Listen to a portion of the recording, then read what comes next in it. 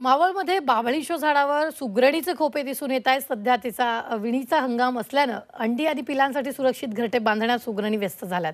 त्यामुळे शेतकरी वर्गासह पक्षीप्रेमींमध्ये आनंदाचं वातावरण आहे। सुगरणीनं असंख्य खोपे बाभळीच्या झाडावर वणल्याचं सध्या दिसून येत आहे। याचा आढावा घेतला आमच्या प्रतिनिधी चैत्राली राजापूरकर यांनी।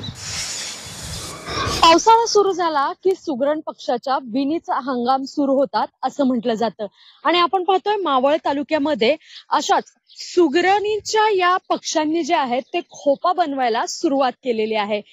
या खोपा जो आहे तो मोठ्या संख्येने या सुगरण पक्ष्यांनी या झाडावरती बनवले आहे। याचं वैशिष्ट्य म्हणजे याच बाभळीच्या काटेरी झुडपांमध्ये आणि झाडांमध्येच हे सुगरण पक्षी जे आहेत ते हे खोपा बनवत असतात, जेणेकरून कोणतेही वन्य प्राणी जसं की साप आणि विंचू असेल ते या झाडांमध्ये येऊ नये आणि त्यांची शिकार करू नये यासाठीच या काटेरी झुडपांमध्ये जे आहेत हे सुगरण पक्षी खरं तर या झाडांवरती खोपा बनवत असतात। त्यामुळे हे सुगरणींचे खोपे पाहण्यासाठी अर्थातच सर्व नागरिक जे आहेत ते देखील गर्दी करू लागलेले आहेत।